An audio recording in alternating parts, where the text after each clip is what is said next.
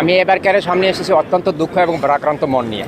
প্রিয় দেশবাসী, আপনারা সবাই জানেন বিপ্লবী মহানায়ক, বিপ্লবী মহানেতা, জুলাই যোদ্ধা, গণতন্ত্রের আধুনিক গণতন্ত্র, আধুনিক ইনসাফের বাংলাদেশ, দুর্নীতিমুক্ত ইনসাফের বাংলাদেশ গড়ার একজন উদ্যোক্তা, ইনকিলাব মঞ্চের আহ্বায়ক জনাব ওসমান হাদি ভাই, উনি গুলিবিদ্ধ হয়েছেন।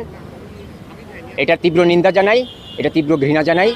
এই ব্যর্থতা রাষ্ট্রের, এই ব্যর্থতা সরকারের, আমরা জনগণ এর তীব্র প্রতিবাদ জানাই। কিন্তু অত্যন্ত দুঃখের বিষয়, 48 ঘন্টা অতিবাহিত হয়ে গেল, এখন পর্যন্ত রাষ্ট্র তাদের শনাক্ত করেছে, ধরতে পারে নাই।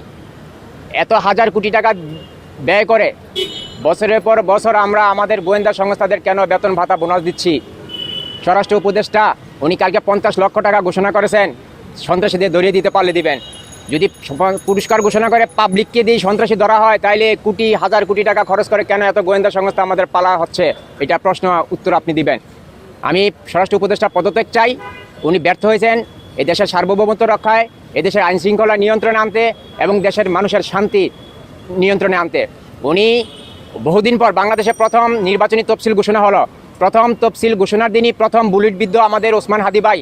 এটা শুধু ওসমান হাদি ভাইয়ের বুকে গুলি করা হয়নি, এই গুলি করা হয়েছে গণতন্ত্রের বুকে, এই গুলি করা হয়েছে নির্বাচনের বুকে, এই গুলি করা হয়েছে ইনসাফ এবং দুর্নীতিমুক্ত বাংলাদেশ গড়ার কারিগর হাতিয়ারদের বুকে।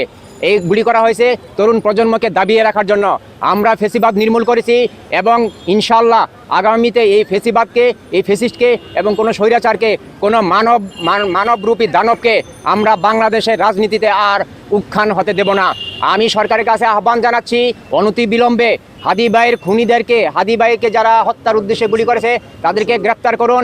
তাকে যারা ইন্ধন দিয়েছে, তাকে যারা ভাড়া করেছে, তাকে যারা প্ল্যান প্রোগ্রাম করে এই গুলিতে সহযোগিতা করেছে, প্রত্যেকটাকে আইনের আওতায় আনেন এবং জাতিকে একটু আশ্বস্ত করেন।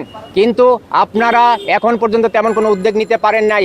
আমি স্বরাষ্ট্র উপদেষ্টাকে বলবো, আপনি একজন বিচক্ষণ ব্যক্তি, একটা সেন্সিটিভ ডিপার্টমেন্টে আছে।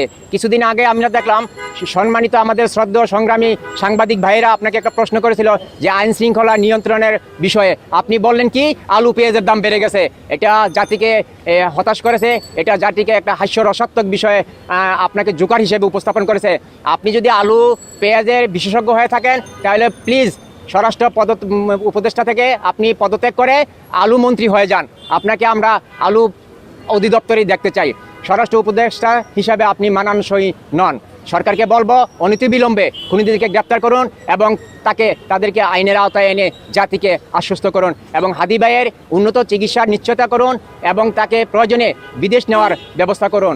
আমরা দেশবাসীর কাছে হাদি ভাইয়ের জন্য দোয়া প্রার্থনা করি, যেন আল্লাহ পাক হাদি ভাইকে আমাদের মাঝে ফিরিয়ে এনে আগামী সুন্দর বাংলাদেশ গড়ার পথকে সুগম করে, এই প্রত্যাশা রাখছি।